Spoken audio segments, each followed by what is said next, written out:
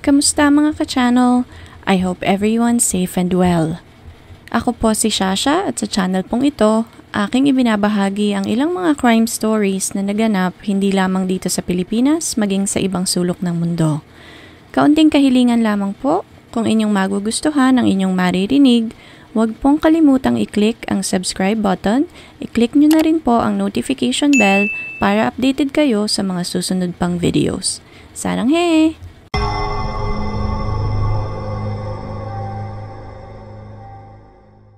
Isang napakasayang selebrasyon ng pag-iisang dibdib ng Magsing-Irog, isang selebrasyon ng pagmamahalan na hindi lamang umiikot sa dalawang tao, ngunit isa rin itong pagsasanib ng dalawang pamilya na nagmamahal at gumagabay sa dalawang taong ikinakasal.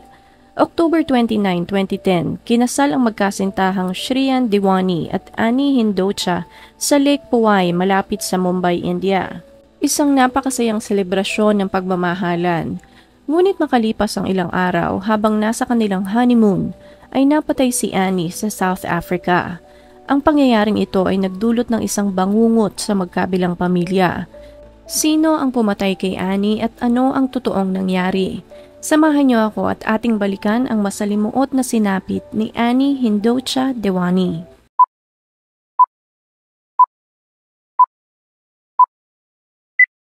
Si Annie Nina Hindocha ay pinanganak noong March 12, 1982 sa isang pamilya na nagmula sa India. Nanirahan ang kanyang pamilya sa Uganda ngunit napilitan silang umalis noong 1970s na mag-utos ang Pangulo ng bansa na kailangang umalis ng lahat ng mga Asian na nakatira doon sa loob ng 90 days. Walang nagawa ang kanyang pamilya kundi umalis at mag-migrate sa Mariestad, Sweden. Nagkaroon si Annie ng dalawang kapatid, si Amy na mas matanda sa kanya ng 5 taon at bunsong kapatid naman na si Anish. Ang ama nilang si Vinod ay nagsumikap at naging matagumpay sa kanyang business ilang taon matapos silang lumipat ng Sweden. Alam ni Vinod na masyado niyang na-spoiled ang kanyang mga anak ngunit hindi niya maiwasan dahil iyon lang ang kasiyahan niya sa kanyang buhay. Gagawin niya ang lahat makita lamang nakangiti ang kanyang mga anak. Ayon sa mga pinsan ni Annie, siya ang naging glue ng pamilya, the tie that binds the family, ayon sa kanyang ama. Matapos graduate ng college, lumipat si Annie sa Stockholm upang magtrabaho sa marketing department ng mobile phone maker na Ericsson. Nang tumuntong ng mid-20s, naisip na ni Annie na panahon na upang humanap siya ng nobyo at mag-settle down. Nang panahong iyon, nakapag-asawa na din ang kanyang kapatid na si Amy at meron na itong 2 anak. Mahal na mahal niya ang kanyang mga pamangkin at malimit ay inuubos niya ang kanyang oras sa pag-aalaga sa mga bata. Nais niya ring magkaroon ng mapagmahal na asawa at magkaroon ng maraming anak, isang malaking pamilya. Dahil dalaga pa nga si Annie at wala pang masyadong responsibilidad, malimit ay pumupunta siya sa London upang makipag-socialize at mag-shopping. Taong 2009 nang makilala niya ang 30 years old na si Shriyan Diwani na mula sa Bristol. Si Shriyan ay kilala at well-respected sa kanilang lugar at noon ay nagtatrabaho sa nursing home business ng kanilang pamilya. Isang milyonaryo bago pa man lang tumungtong sa edad na 30. Nakilala siya ng tiyahin ni Annie at naisip nito na bagay sila ng kanyang pamangkin kaya't pinlano nito ang una nilang pagkikita. Noong una ay hindi masyadong attracted si Annie kay Shriyan, ngunit ng sunod na pagkikita nila ay nabihag na ng binata ang puso ng dalaga. Si Shriyan pala ay una nang na-engage ngunit hindi natuloy ang kasal dahil sa sinasabing petty family disagreements. Katulad ng pamilya ni Annie, ang pamilya ni Shriyan ay nagmula rin sa bansang Uganda. Iba't iba ang naging pagtanggap ng mga kaanak ni Annie sa binata. May nagsabi na medyo arogante ito at palaging ipinagmamalaki ang kanyang kayamanan at estado sa buhay, ngunit ang iba naman ay nagsabi na mabait naman ito at mapagbigay. Ayon sa kapatid ni Annie na si Amy, palaging sinasabi sa kanya ng kapatid na gustong-gusto nito ang sense of humor ni Shriyan. Na-appreciate din ng dalaga kung paano siya protektahan ng kanyang nobyo. Nagsimulang mag-date ang dalawa ngunit naging mahirap para sa kanila ang pagkakaroon ng long-distance relationship. Pinagmulan ito ng malimit na pag-aaway at malimit na hindi pagkakaintindihan. May isang pagkakataon na nakipaghiwalay na si Annie kay Shriyan dahil hindi niya nakaya ang pressure na dulot ng kanilang relasyon. Hindi naman nagtagal, sinuyo siyang muli ni Shireen kahit nakipagbalikan nito sa binata. Nag-resign na din siya sa trabaho at lumipat na sa bahay ni Shireen sa Bristol upang maiwasan ang pag-aaway dahil sila ay magkalayo. Hindi naman nagtagal, lumipad ang pamilya ni Annie sa Bristol upang formal na makilala ang pamilya ni Shireen. Medyo na-intimidate ang ama ni Annie sa yaman ng Diwani, ngunit ayon kay Vinod, mabait ang mga ito at very welcoming. Mabilis na nagustuhan ng ama ni Annie si Shireen at ayon dito, isa itong gentleman, very polite at very driven. Nagustuhan niya rin ito dahil mukhang mahal na mahal nito ang kanyang dalaga. Matapos ang pagbisita, nakuha ng magkasintahan ng approval ng parehas na side upang magpakasal. Lumipad si Annie papuntang Mumbai, India upang asikasuhin ang kanilang kasal. Gumugol siya ng 3 buwan upang masiguro na magiging perfect ang lahat. Ikinasal ang dalawa noong October 2010 at nagkaroon ng 3-day wedding celebration na inatenda ng daang-daang bisita. Isang napakagarbong selebrasyon para sa pag-iisang dibdib ng dalawang magsing-irog. Hindi naman hinayaan ni Vinod na ang mga Diwani lamang ang gumastos sa kasal. Ayon sa kanya, hindi sila kasing yaman ng mga Diwani, ngunit may sapat silang pera upang maipakasal ang kanyang mahal na anak. Dinagdag niya rin na ginugol niya ang buhay niya upang masiguro na magiging maayos silang lahat. Pinag-ipunan niya ang okasyon na iyon simula bata pa lamang si Annie at nais niyang masiguro na maibibigay niya kay Annie lahat ng pinapangarap nito. Sa kabila ng mala fairy tale na kasalan, nagsalita naman ng ilang mga kaibigan ni Annie. Ayon sa kanila, medyo weird at parang wala ito sa sarili. Parang hindi ito masaya at parang malalim ang iniisip, ngunit hindi na nila ginambala pang tanungin ang bride. Natapos ang selebrasyon at tumulak ang mag-asawa sa South Africa para sa kanilang 10-day honeymoon. Walang ideya si Annie kung saan sila pupunta dahil si Shireen lang ang nagplano ng kanilang honeymoon. Ayon naman sa mga kaibigan ni Shireen, pinili nito ang South Africa dahil ang S sa South Africa ay nagre-representa ng Shireen at ang A naman sa Africa ay para naman kay Annie. November 12, lumapag ang mag-asawa sa Cape Town International Airport sa Johannesburg. Pagdating nila doon, humanap si Shireen ng isang taxi sa halip na gamitin ang shuttle service na ino-offer ng hotel. Ayon kay Shireen, mas mura ito kumpara sa shuttle service ng hotel. Makalipas ang ilang sandali, tumigil sa harap nila ang isang Volkswagen minivan taxi at lula nito ang driver na si Zola Tongo. Sumakay ang mag-asawa at nag-travel ng 20 minutes papunta sa kanilang lavish waterfront hotel na tinawag na Cape Grace. Habang nasa daan, pinakausapan ni Shireen si Tongo na hintayin siya nito sa baba ng hotel dahil plano nitong arkilahin si Tongo. May plano silang mag-dinner sa labas ng susunod na araw at mamamasyal na rin at magiging convenient para sa kanilang mag-asawa kung aarkila na lamang sila ng taxi. Umayag naman si Tongo na maging official tour guide at driver ng mag-asawa. Kinabukasan na natili muna ang mag-asawa sa bar ng hotel. Kumain sila doon, uminom at kumuha ng mga pictures. Nang sumapit ang gabi, nag-reserve si Shireen ng upuan para sa kanilang dalawa sa Winery Road 96 restaurant para maghapunan. Dumating si Tongo ng bandang 7:30 ng gabi sa hotel katulad ng kanilang napag-usapan. Ngunit nang nasa daan na sila ay nagbago ang isip ng mag-asawa. Sa halip na magpunta ng Winery Road 96 restaurant ay nagpunta na lamang sila sa isang restaurant na tinawag na Strand. Kumain sila doon at uminom at bandang 10:30 ng gabi dumating ng muli si Tongo upang sunduin sila. Ayon kay Shireen, nais ni Annie na makita ang mahirap na bahagi ng South Africa at ma-experience ang nightlife doon. Ayon din sa kanya, nagpumilit di umano si Annie na dalhin sila doon ni Tongo. Dinala sila ni Tongo sa Guguletu. Ang lugar na ito ay ang may pinakamataas na crime rate sa South Africa. Ayon sa mga residente doon, hindi na advisable na lumabas ng bahay pagsapit ng dilim dahil masyadong ang madaming masasamang loob. Hindi rin advisable na mamasyal doon ng mga turista dahil siguradong magiging target sila ng mga masasamang loob. Base sa mga report, nasa 700 na katao ang napatay sa lugar na ito simula noong 2004 hanggang 2010 lamang, na ang ibig sabihin ay may isang taong namamatay sa lugar na ito every 2.5 days sa loob ng 5 taon. Maging ang mga pulis ay iniiwasang pumunta sa lugar na ito kung hindi sila parte ng isang malaking grupo. Bandang 10:45 ng gabi, nakatigil si Tongo sa isang intersection nang may dalawang armadong lalaki ang lumapit sa kanilang sasakyan. Pinagahampas ng mga ito ang bintana at nang makapasok, hinila nila palabas si Tongo at agad na umalis kasama ang mag-asawa sa likod ng sasakyan. Kinuha ng mga ito ang relo at cellphone ni Shrien pati na rin ang alahas ni Annie. Huminto sandali ang sasakyan at sinabi ng mga hold-upper sa mag-asawa na hindi nila sila sasaktan at palalayain din eventually, ngunit kailangan nilang maghiwalay. Sinipa nila palabas si Shrien ngunit iniwan sa loob ng sasakyan si Annie. Bandang 11:30 kumatok si Shrien sa mga pinto ng bahay doon at may ilang tao naman na nagmagandang loob na tumulong. Dahil gulat na gulat pa sa pangyayari ay disoriented pa si Shrien at hindi niya maalala ang ibang detalye ng insidente. Makalipas naman ng ilang sandali ay dumating na ang mga pulis. Bumalik sila sa lugar kung saan nangyari ang carjacking upang mapagtagni-tagni ang nangyari ng gabing iyon. Mabilis naman nilang natunton si Tongo dahil nai-report din pala nito ang insidente sa mga pulis ng gabing iyon. Bumalik silang lahat sa hotel upang makakala pa ng impormasyon upang agad na ma-rescue si Annie.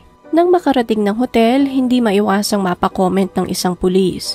Ang sabi nito ay, naka-check-in kayo sa isang mamahaling hotel. Bakit sa Guguleto nyo naman ginusto pang mamasyal? Na parang hindi ito makapaniwala na ang mayayamang turista mula UK ay pupunta sa napakadelikadong lugar katulad ng Guguleto para mag-sightseeing. Nang gabing iyon, nakarating na din ang balita sa ama ni Annie na si Vinod at sobra-sobra ang pag-aalala nito sa anak.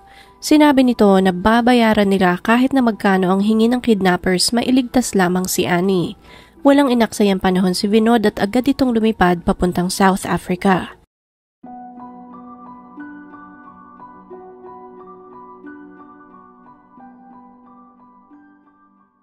Nang sumunod na araw, nakatanggap ng tawag ang mga pulisya mula sa isang residente sa Khayelitsha.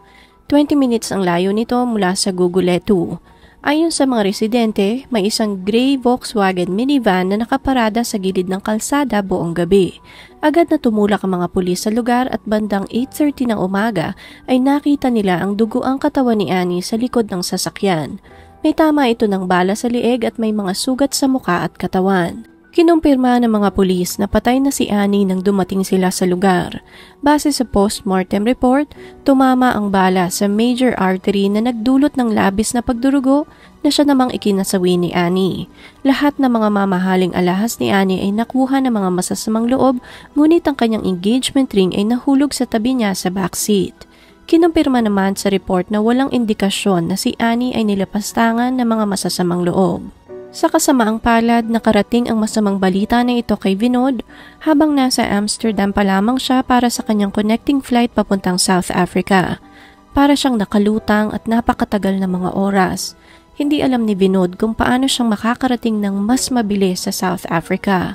Sa isip niya ay baka nagsisinungaling lamang ang mga pulis at maaaring maabutan pa nga niya si Annie. Ngunit oras ang kalaban niya.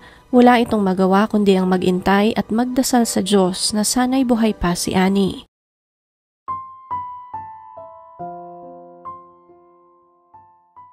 Kinabukasan pa siya nakarating ng Cape Grace Hotel at doon ay sinalubong siya ni Shrien habang umiiyak at humihingi ng tawad. Dito na nakumpirma ni Vinod na wala na nga talaga ang kanyang mahal na anak. November 17, 2010, naiuwi ang mga bangkay ni Annie sa Sweden para sa kanyang lamay at libing. Libo-libong tao ang nagtipon sa labas ng isang concert hall para sa kanyang memorial service. Makalipas naman ang 6 na buwan, ikinalat ng kanyang pamilya ang kanyang abo sa Vanern Lake malapit sa kanilang bahay sa Mariestad. Malungkot na malungkot ang pamilya dahil iyon na nga ang hudyat na wala na si Annie sa kanilang buhay. Ayon sa isa sa mga officers na humawak ng kaso, alam niya na hindi lamang ito isang normal na kaso ng carjacking. Something felt strange at maraming mga tanong ang tumakbo sa kanyang isip. Una, si Tongo ay isang lokal doon at alam nito ang panganib na sasalubong sa kanila sa pagpunta sa Guguletu. Bakit nito gugustuhin na pumunta doon ng 10 oras ng gabi na may kasama pang mga foreigners? Ayon kay Tongo, nagpumilit di umano si Annie na pumunta ng Guguletu kaya napadpad sila doon. Pangalawang punto naman ng pulis ay dahil lokal nga doon si Tongo ay maaaring kilala ni Tongo ang dalawang armadong lalaki na nang hijack sa kanilang sasakyan. Ngunit bakit hindi ito nagsasalita?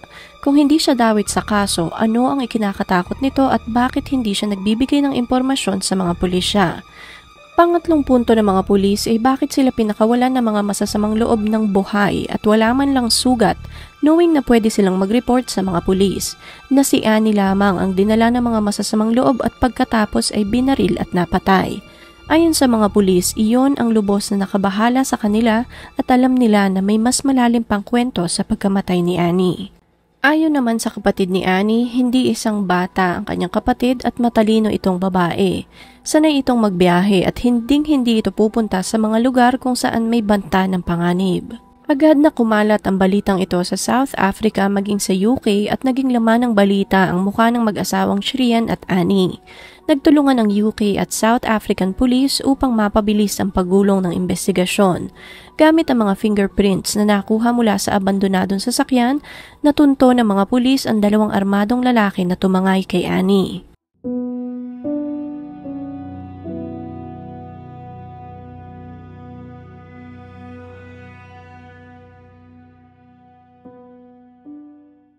Unang natumbok ng mga pulisya ang lalaking nagngangalang Mulel Mengeni.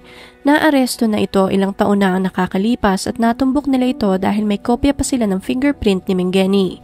Naaresto si Mengeni nang nasa bahay niya ito at habang hinahalughog ng mga pulis ang kanyang bahay ay may nakita silang isang cellphone na nakasuksok sa gilid ng kanyang higaan. Nang tanungin kung kaninong telepono iyon, sumagot naman ito na ang cellphone na iyon ay pagmamay-ari ni Zola Tongo. Hindi naman nagtagal at umamin na din si Mengeni sa pagkakasangkot sa krimen at itinuro sa mga pulis kung sino ang lalaking kasama niya ng gabing iyon. Ang lalaking ito ay si Ziwa Madoda Kwabe. Naaresto si Kwabe matapos ang 2 araw and by this time, lumipad na rin si Shrien pabalik ng UK.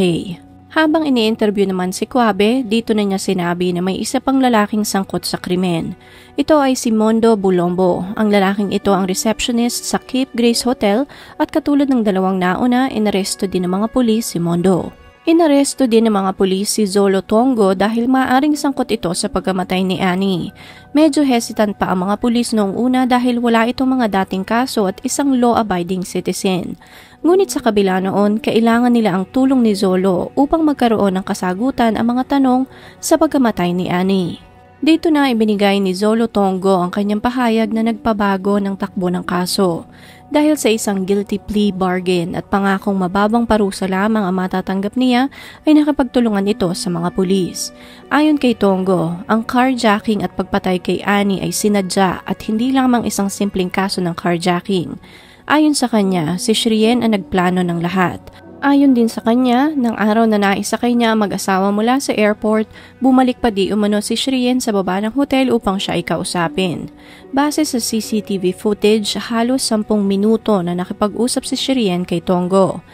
Dito di umano sinabi sa kanya ni Shrien na meron siyang gustong ipapatay at nais niyang bayaran ang serbisyo ni Tongo. Tinanggihan naman ito ng driver ngunit sinabi niya na may kilala siya na makapagsasagawa ng kanyang plano. Ayon din kay Tongo, nag-alok si Shrien ng 15,000 rand o kulang-kulang 1,000 pounds na bayad kapalit ng kanilang serbisyo. Matapos magkasundo, pinuntahan ni Tongo ang receptionist na si Mondo upang sabihin ang plano. Dito na kinontak ni Mondo ang mga lalaking sina Mengeni at Kwabe. Base sa phone records na nakala, paulit-ulit na tinawagan ni Mondo sina Kwabe at Tongo. Ginamit ni Mondo ang telepono ng hotel kaya't ang pag-uusap nila ay recorded.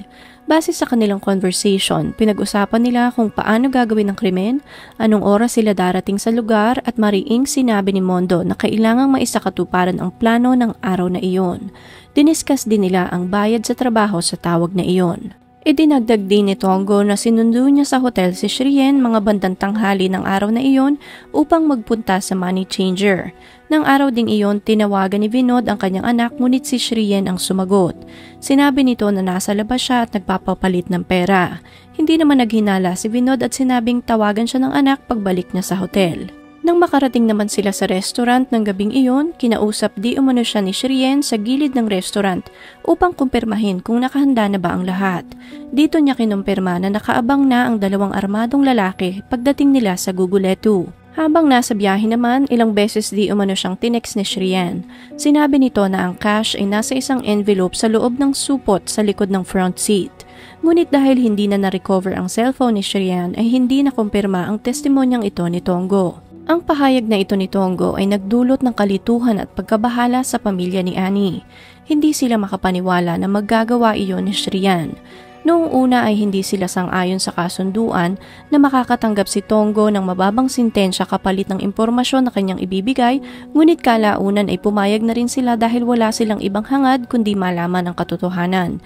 Sino ang totoong pumatay kay Annie at sino ang sangkot sa krimen? Mabilis na kumalat sa media ang testimonyang ito at lalong naging high profile ang kaso ni Annie. Dinumog ng mga reporters at media personnel ang unang araw ng hearing ng kaso. Mariin namang itinanggi ni Shrien ang mga pahayag ni Tonggo. Base sa mga abogado ni Shrien, sa status ng kanilang kliyente, imposible nakakausapin ito at kokontratahin ang unang taong nakilala niya sa South Africa upang patayin ang kanyang asawa. Wala di umuna ito sa karakter ni Shrien at wala ding ebidensya na magpapatunay na totoo nga ang sinasabi ni Tonggo. Merong mga CCTV ngunit hindi makukumpirma ng mga ito na si Shrien nga ang nagpapatay kay Annie. Isang buwan matapos ang pagkamatay ni Annie, si Zola Tonggo ay nasentensyahan ng 18 years na pagkakakulong matapos ang plea agreement.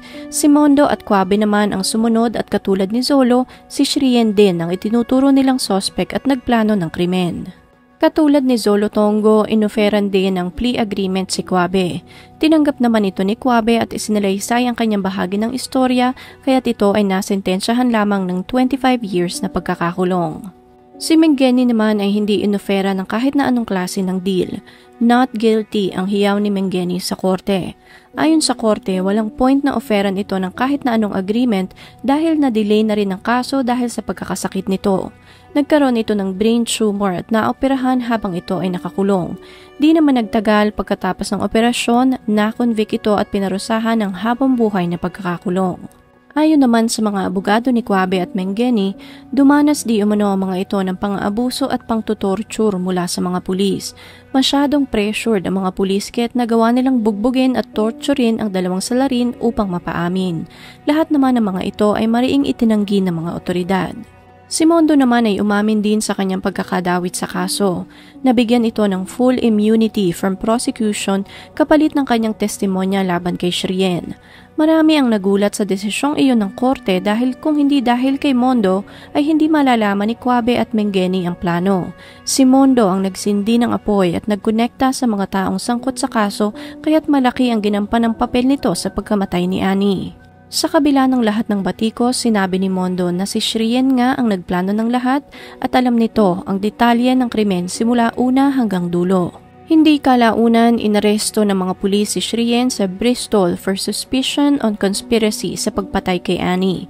Sa kabila ng pagkakaaresto kay Shrien, marami ang nagsabi na walang motibo si Shrien na ipapatay ang kanyang asawa dahil wala namang life insurance si Annie. Mas mayaman din ang pamilya ni Shrien sa pamilya ni Annie kaya't wala itong magaganansya kung mawawala si Annie sa kanyang buhay. Nagkaroon ng mga ito ng mga pagtatalo ngunit hindi di umano sobrang lala na aabot sa patayan. Makalipas ang ilang linggo, nakatanggap ang news agency na The Sun ng mga anonymous emails. Base sa email na ito, si Shrien pala ay isang bisexual. Ayon sa mga witness, si Shrien ay may binabayarang lalaki kapalit ng pakikipagtalik sa kanya.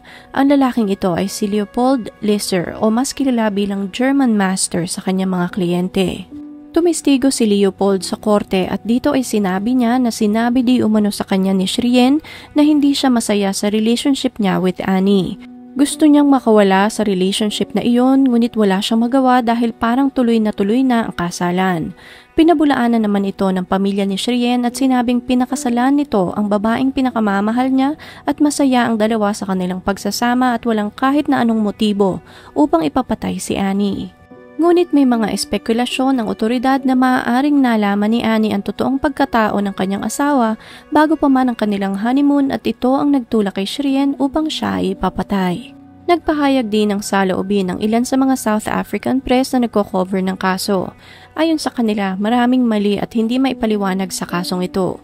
Isa na rito ang pag-aabandona ng sasakyan sa gilid ng kalsada na parang gusto talaga ng mga salarin na mahuli sila. Kung ito ay isang typical na carjacking o normal na kaso doon, marahil ay sinunog na ng mga salarin ng sasakyan o maaring ibinenta na upang hindi sila matrak ng mga pulis. Sinabi din sa mga unang pahayag na kinuha ng mga salarin ang lahat ng mga gamit at alahas ni Annie, ngunit nang halughugin ang likod ng sasakyan ay natagpuan nila doon ang 25,000 pounds na engagement ring ni Annie. Ayon din sa pamilya ni Vinod, nagsagawa pa di umano si Shrien ng isang pizza party isang araw bago ang libing ni Annie. Hindi ito nagustuhan ng pamilya ni Annie lalong-lalo na ng kanyang tatay. Ayon sa kanila ay napaka-inappropriate ng ginawa ni Shrien considering na ililibing ang kanyang asawa kinabukasan. Dahil sa tindi ng media attention na nakuha ng kasong ito, kumuha ang pamilya Diwani ng isang tao na tutulong sa kanila upang i-manage ang press. Kinuha nila ang sikat na press agent na si Max Clifford. Mga celebrities ang nire-representa nito noong araw katulad ni Muhammad Ali, Marvin Gaye at Marlon Brando. Ngunit nagkaroon ito ng patong-patong na kaso kaya't nakulong ito ng 8 taon at kalaunan ay namatay din dahil sa atake sa puso sa loob ng bilangguan. Habang nakakontrata naman si Max sa pamilya Diwani, iginiit ng pamilya ni Shrien sa pamilya ni Annie na kumonsulta muna kay Max Clifford bago sila magbigay ng pahayag sa media. Mariing tumanggi si Vinod sa suhestyong ito ng magulang ni Shrien. Hindi na kinaya pa ni Shrien ang stress at nagkaroon ito ng depression at post-traumatic disorder. Inadmit siya ng kanyang pamilya sa isang Priory Hospital sa Bristol. Bumagsak ang katawan nito at bumaba ang timbang.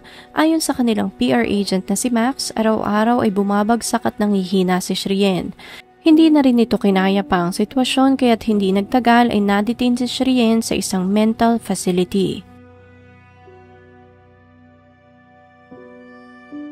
Ang extradition hearings ni Shrien ay na-delay ng matagal dahil nga sa kanyang mental health issues.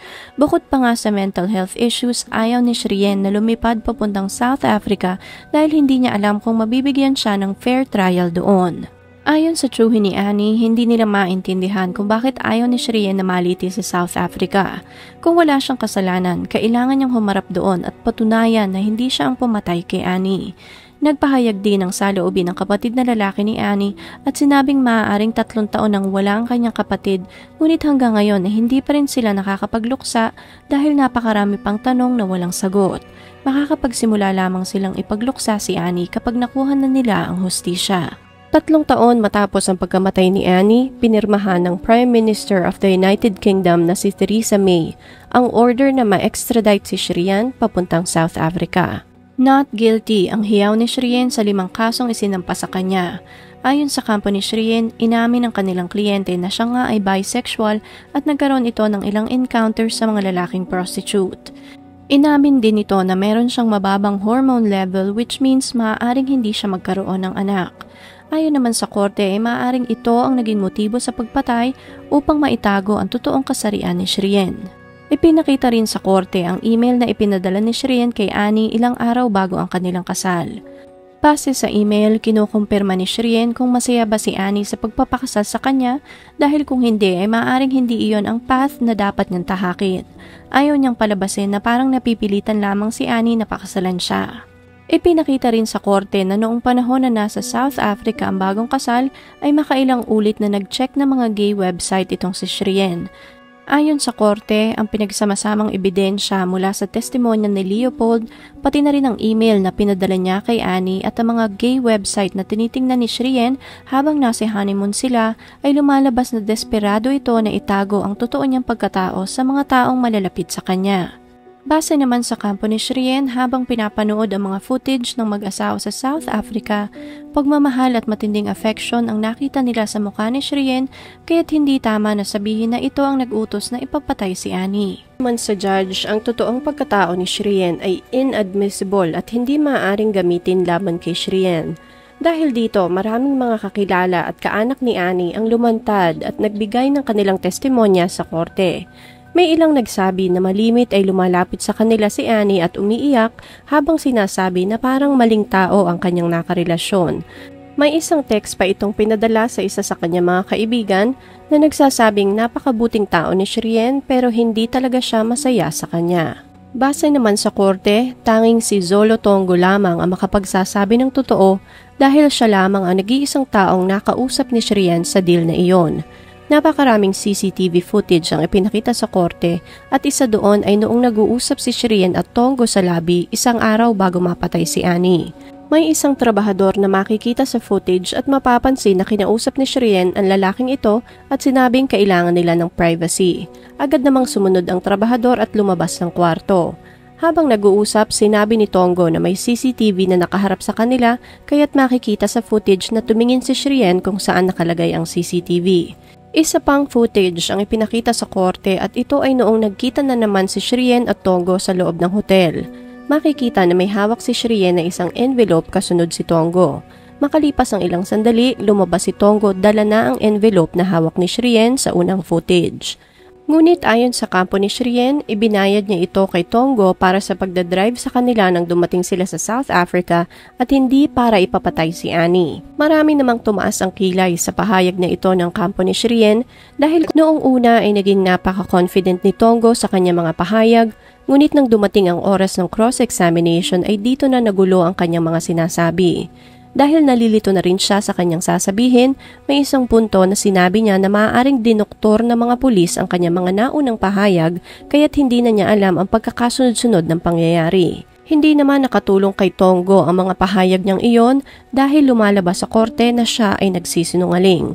Nagkaroon ito ng impact sa kanyang reliability at dahil dito, kinasuhan silang tatlo ng additional na perjury case dahil sa hindi pagsasabi ng totoo sa harap ng korte. Sa ika-23 araw ng trial sa South Africa, dito na nag-request ang kampo ni Shrien na ibasura lahat ng kasong nakasampa laban dito dahil marami sa mga pahayag ng tatlong sospek ay kasinungalingan. 4 na taon matapos ang pagkamatay ni Annie, inusig ni Judge Jeanette Traverso ang prosecution sa mga kasong isinampa nila kay Shrien. Ayon sa judge, masyadong contradicting ang mga pahayag ng kanilang state witness at doon ay pinawalang sala ng judge si Shrien Diwani sa lahat ng kasong nakasampa laban sa kanya. Ang desisyong ito ng judge ay umani ng iba't ibang reaksyon mula sa mga taong nakasubaybay sa malungkot na sinapit ni Annie. May iba na nagsabi na kung malinis ang konsensya ni Shrien ay malaya itong makakauwi sa kanilang bahay. Ngunit kung sa palagay niya ay sangkot siya sa pagkamatay ng kanyang asawa, ay kailangan niyang manatili sa South Africa upang pagbayaran ang kanyang kasalanan. May mga nagsabi naman na sigurado silang si Shrien ang mastermind dahil malinaw sa CCTV footages na ilang beses siyang nakipagkita kay Tongo upang planuhin ang krimen. May mga nagsabi din naman na sinunod lamang ng judge kung ano ang naaayon sa batas, kaya't kung napatunayang not guilty si Shrien ay malaya siyang makakauwi at makakapamuhay ulit ng normal. Nagpahayag naman ng kanyang saloobin si Shrien Diwani at ayon sa kanya, napakaraming kasinungalingan ang naibahagi at umikot sa kasong kinasangkutan nila. Ito ang naging dahilan kaya't tumagal ang kaso na sana'y matagal nang natuldukan. Hindi naman matanggap ng pamilya ni Annie ang naging hatol ng judge. Ayon sa kanila, binigo sila ng justice system at hindi nila alam kung kailan matatahimik si Annie. Nag-file naman ang Hindocha family na mabuksang muli ang inquest sa pagkamatay ni Annie. Ngunit hindi ito napagbigyan dahil na rin sa mga inconsistencies na natumbok ng South African Court. Nag-file din sila ng complaint laban kay Judge Traverso, ngunit nabasura lamang din iyon kalaunan. Si Mingeni naman na may brain tumor kalaunan ay namatay din sa loob ng kulungan. Si Leopold Lister naman na sinasabing nakarelasyon ni Shrien ay nagkaroon din ng depression dahil na rin sa kaso. Noong 2016, napabalita na tinuldukan na rin ito ang kanyang buhay. Base naman sa mga reports, as of 2018, si Shrien ay nakatira pa din sa UK kasama ang kanyang boyfriend. Noong 2021 naman, nakaschedule si Zola Tongo na maparol matapos pagsilbihan ang kalahati ng kanyang sintensya. Binisita siya ng ama at tiyuhin ni Annie at ipinakita nila ang picture ni Annie, ngunit wala itong emosyon na ipinakita. Parang wala ito sa sarili at hindi nito matandaan kung sino ang babae sa larawan. Nang ipinaliwanag nila kung sino iyon, doon na nagsimulang humagulhol si Zola Tongo. Ngunit ayon sa ama ni Annie, hindi nila naramdaman ang sincerity ni Zola. Wala silang makitang pagsisisi sa mukha nito na isa lamang itong magaling na aktor. Naudlot naman ang parol nito isang araw bago ang kanyang nakatakdang paglaya. Maaaring tapos na ang kaso, ngunit ang pagkamatay ni Annie ay patuloy na magiging bangungot para sa kanyang pamilya. Maraming nagsabi na maaaring isa lamang talaga ito sa napakaraming kaso ng hijacking at kidnapping sa South Africa at nang makita ni Zola ang mayamang mag-asawa, ang magara nilang mga damit, nakita niya ang oportunidad na kidnapin si Annie upang makakuha ng maraming pera mula sa kanilang pamilya. Marami din ang nagsabi na si Shrien ang pumatay kay Annie at pinabayaan ng sistema na makaligtas si Shrien na panagutan ang krimen na kanyang ginawa. Mga tanong kung ano ang koneksyon ng 5 lalaki ng gabing iyon, ano ang mismong nangyari at sino ang nagpapatay kay Annie ay maaaring hindi na magkaroon ng linaw kailanpaman. Kung inyo pong nagustuhan ang kasong ito, please leave a comment and consider subscribing. Tap nyo na rin po ang notification bell para updated kayo sa mga susunod pang videos. Salamat po and ingat!